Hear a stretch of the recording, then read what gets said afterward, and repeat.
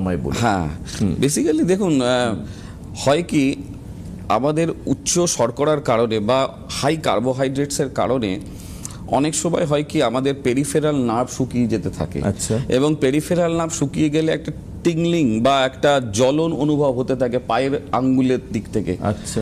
অনেকের ক্ষেত্রে সারা বডিতেও হয় অনেক সময়, কিন্তু বেশিরভাগ ক্ষেত্রে আমরা দেখেছি যে পায়ে বড্ড বেশি হয়। আচ্ছা। হ্যাঁ, প্রথম প্রথম জ্বালা হয় এবং সেই জ্বালাটা একটা অদ্ভুত জ্বালা, মানে প্রথমে ধীমে ধীমে স্টার্ট হয়, তারপর আস্তে আস্তে সেটা বড় আকার নেয় এবং তারপর সেটা একদম খারাপ জায়গায় যখন চলে যায় তখন সেটা আলসার বা আরো অনেক রোগে সেগুলো কনভার্ট হয়ে যায়। ওটাও হতে পারে। হ্যাঁ, ওটাও হতে পারে। আচ্ছা। তো এই জায়গা থেকে দেখা যায় যে বেশ কিছুটা আমাদের রিসার্চের মাধ্যমে দেখেছি বেশ কিছু জায়গায় সাইড এফেক্ট, ওষুধের সাইড এফেক্টসের জন্য এটা হয়ে থাকে।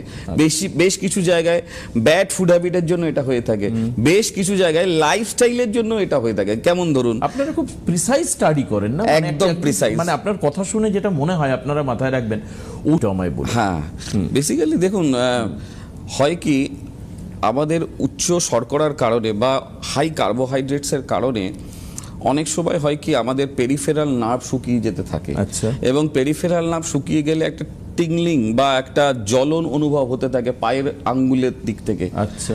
অনেকের ক্ষেত্রে সারা বডিতেও হয় অনেক সময়, কিন্তু বেশিরভাগ ক্ষেত্রে আমরা দেখেছি যে পায়ে বড্ড বেশি হয়। আচ্ছা। হ্যাঁ, প্রথম প্রথম জ্বালা হয় এবং সেই জ্বালাটা একটা অদ্ভুত জ্বালা, মানে প্রথমে ধীমে ধীমে স্টার্ট হয়, তারপর আস্তে আস্তে